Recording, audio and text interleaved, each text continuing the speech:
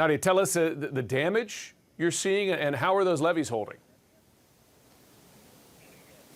So, Jim, this area right here is this Esplanade, the street here. To my right is the French Quarter, and we're finally getting an idea of what happened, the aftermath of Hurricane Ida, and you can see the destruction behind me. Let's take a walk as we go down this street, which is normally a very nice neighborhood, but it's just been trashed by all of these trees. And this here, you can see this lamp here that's slanted over on top of this car. You can also see these power lines. This is the reason why we have more than 1 million people without power all across Louisiana. And it's also why many of them will remain without power for at least a couple of days, if not weeks, because there's an order of how they have to do things. So first you have to wait for the storm to pass. We've made it to that mark. Now day 2 is going out and assessing the damage, and then you have to clear the debris. So what will it take? What kind of equipment will you need to move these power lines, move this car out of the way, move these big trees, these palm trees that are on the ground? I'm going to dunk under these power lines.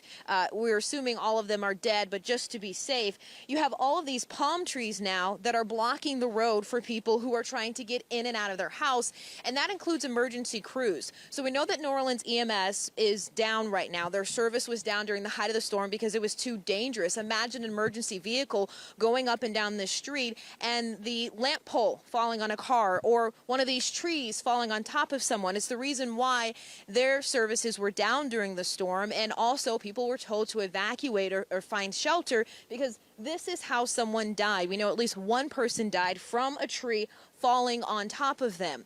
Now, we have no cell phone service really throughout the city of New Orleans. Communications are down. Wi-Fi is sketchy.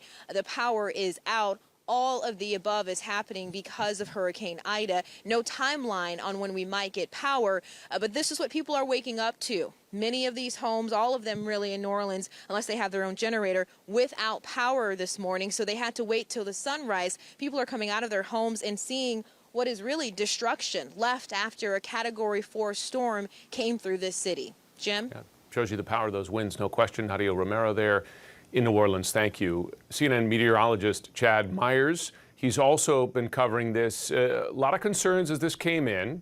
It has weakened, thankfully, but it's sitting there, and you always talk about all that rain and the danger that that poses.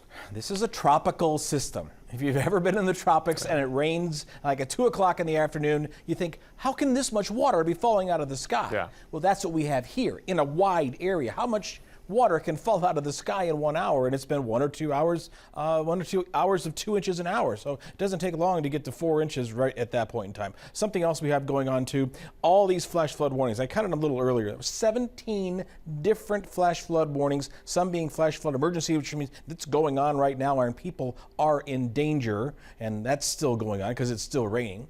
And we also have the threat of tornadoes today. Now, this one's over here for Biloxi. That cell kind of went between Biloxi and Gulfport, but there's another just to the south of Pascagoula. If you're in Pascagoula, get ready for that one. It's rotating. It could possibly be a waterspout that could come on shore. That's what we're looking at today. You know, I mean, looking back, and this wasn't what Katrina was, because Katrina is such a wider storm. I know it had lower middle wind speeds, but Katrina had 59 tornadoes with it. So, you know, tornadoes today are certainly possible. There may not be 59, but they'll be there. And then this is the rain that spreads to the north. It spreads into Pennsylvania, even toward D.C. Some of these areas, 4 to 6 inches. That's a lot of rain. Think about what happened around just west of Nashville with the rain from, that's all still there. It's still saturated. The ground is not going to soak any of this rain in. So here it goes. There's the storm system. 1.1 million customers without power, Jim, and I think that's a big distinction. Not 1.1 million people. You know, a customer is a house, a building, you know, yeah, a hospital, whatever. So you have to multiply that by at least 2 or 3 to get to the people that are actually affected. Yeah. That's a great point. There's a multiplier there, no question. Chad Myers, thanks so much. You bet. As we noted there, 1 million customers without power in the state of Louisiana, with phone lines down in the very real threat of rising floodwaters this morning. A group of volunteers, you probably heard of them, the Cajun Navy, is already assisting with water rescues for those trapped in their homes. And here with me now is Clyde Kane. He's the founder and North Shore captain for the Louisiana Cajun Navy. Clyde, great to have you on. You guys always do such great work in the midst of these storms. In a way, no one does it better than you. How many people are you hearing from right now that are still in danger? Well, we're hearing all through the night on our open Zello channel.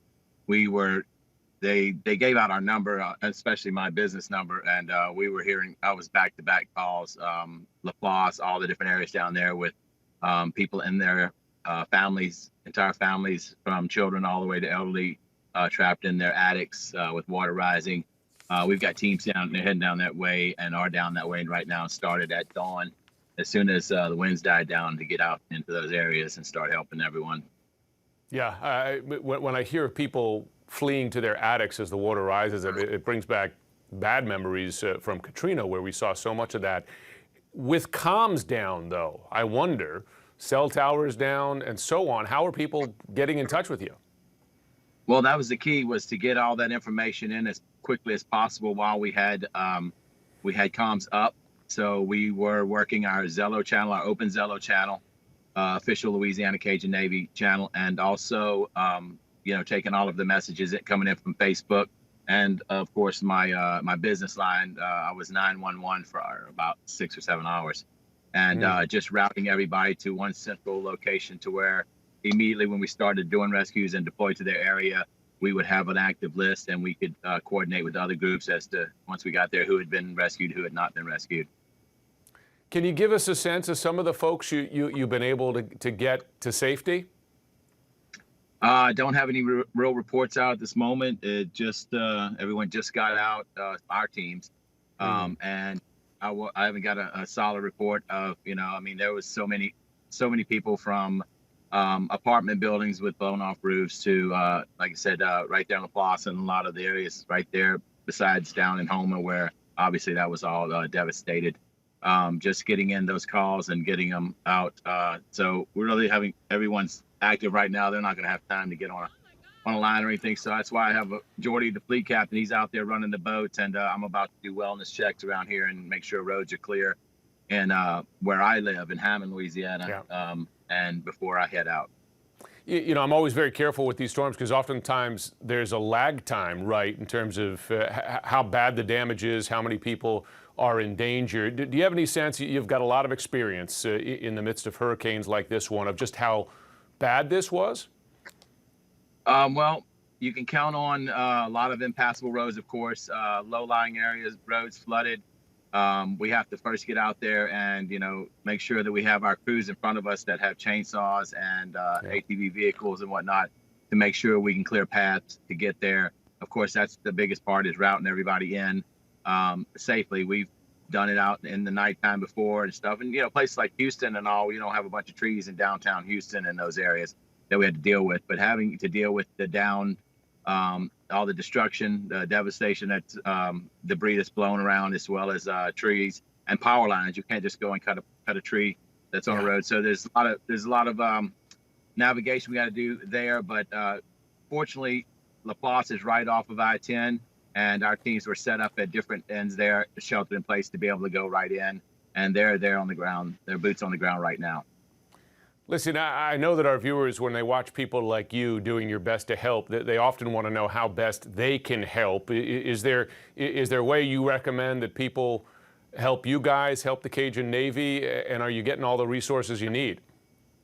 Yes, sir. Well, at this point, we're known for what we do. So a lot of people, they key in early. So we have, it's kind of like onion layers. We have the people out there that have been collecting up donations, that have done it before and have had the right experience with us, with our group. So they connect with us, and then we vet them and shuttle them over to maybe another organization, sharing staging, where we're staging areas and points of contact, stuff like that. So the response is overwhelming.